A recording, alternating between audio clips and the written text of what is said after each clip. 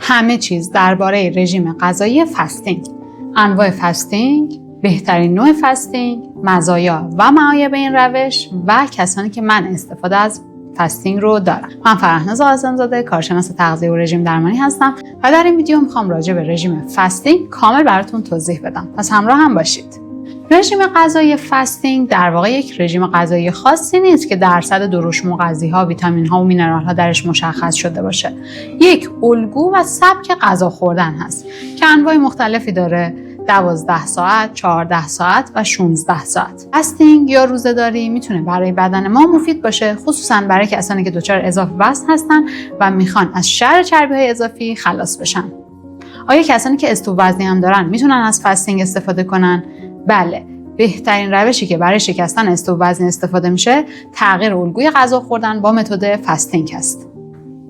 فستینگ یا روزه‌داری انواع مختلفی داره که با توجه به شرایط جسمانی شما و زیر نظر کارشناس تغذیه میتونید یک روش خوبی رو امتحان کنید. فستینگ انواع مختلفی داره که زیر نظر متخصص تغذیه با توجه به شرایط جسمانی شما تنظیم میشه. برای مثال، یکی از بهترین متدهای فستینگ برای کسایی که دچار استو وزنی هستن و هر روش رو برای کاهش وزن امتحان کردن و نتیجه نگرفتن، روش 2-5 هست.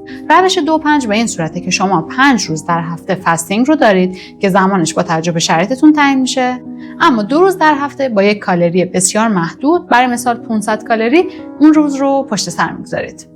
اما بهترین نوع فستینگ چیه؟ اینجا میخوام بهترین نوع فستینگ رو به 2 گروه تقسیم کنم. برای کسانی که صرفا سلامتی براشون مهمه و میخوان از بیماری‌های خود ایمنی مثل انواع سرطان‌ها پیشگیری کنن که خصوصا در خانم‌ها مقالات و مطالعات زیادی نشون داده شده که بهترین نوع فستینگ 12 ساعت است. یعنی شما از 8 شب تا 8 صبح فردا روزه‌داری یا فستینگتون رو رعایت کنید.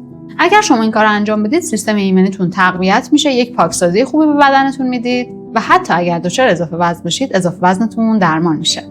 اما دسته دوم، کسانی که قصد کاهش وزن دارن و میخوان وزن کم کنن، میتونن از فستینگ استفاده کنن. بهترین نوع فستینگ برای کسانی که قصد کاهش وزن دارن 14 ساعت هست و 2 روز در هفته به بدنشون باید استراحت بدن که تنظیم متابولیسمشون به درستی انجام بشه. اما بیایید راجع به مزایا و معایب فستینگ صحبت کنیم. اما مزایا و معایب فستینگ برای بدن ما چی هست؟ اگر شما فستینگ رو به روش اصولی و زیر نظر متخصص تغذیه انجام بدید، مزایای زیادی برای بدنتون داره. از جمله اینکه فعالیت‌ها و متابولیسم بدنتون تنظیم میشه، یک سوخت و ساز خوب رو تجربه میکنید. سوخت و ساز پایه بدنتون افزایش پیدا میکنه. اگر دچار چاقی موضعی مثل چاقی شکم پهلو باشید، این ناحیه تحت تاثیر قرار میگیره، البته به شرطی که شما فستینگ رو حداقل به مدت 4 هفته رعایت کنید. اما از طرف یک سری معایب هم داره. برای مثال، اگر شما فستینگ های طولانی 16 ساعته به مدت زیادی رو داشته باشید، بدنتون دقیقاً برعکس دچار افت متابولیسم میشه و این افت متابولیسم باعث میشه که شما خستگی زیاد رو تجربه کنید، حتی دیگه بدنتون دچار استو وزنی بشه و مقاومت انسولینتون بیشتر بشه. بنابراین مزایا و معایب فستینگ بستگی به نوع فستینگی که شما رعایت میکنید داره. اگر اصولی و درست باشه، سرشار از فایده است و اگر اصولی نباشه، صرفا میتونه براتون مضر باشه. یک سری از افراد منع استفاده از فستینگ رو دارن. برای مثال، کسانی که دیابتی هستن، داروهای دیابت، خصوصا آمپول‌های دیابت رو دارن تزریق میکنن. دسته دوم، خانم‌های باردار و شیرده، خصوصا 6 ماه اول شیردهی.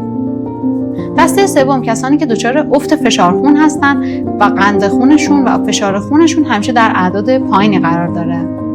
دسته چهارم، کسانی هستن که داروهای خاصی استفاده میکنن مثل داروهای اعصاب. با توجه به تمام توضیحاتی که بهتون دادم، فستینگ یک الگوی غذایی متناوب هست که میتونه در زندگی ما قرار بگیره و برای بدنمون مفید باشه، به شرطی که با توجه به شرایط هر فرد شخصی سازی بشه و به توصیه‌هاش عمل کنه. من فرهناز قاسم‌زاده، کارشناس تغذیه و رژیم درمانی هستم. اگر میخوای که یک برنامه غذایی مناسب شرایط خودت دریافت کنی تا هم سلامت باشی، هم در وزن مناسب قرار بگیری، کافیه همینجا بهم پیام بدی تا با هم مشاوره تخصصیمون رو داشته باشیم. این ویدیو رو برای کسانی ارسال کنید که همیشه دنبال رژیم‌های مختلفن تا به یک وزن ایدئال برسن.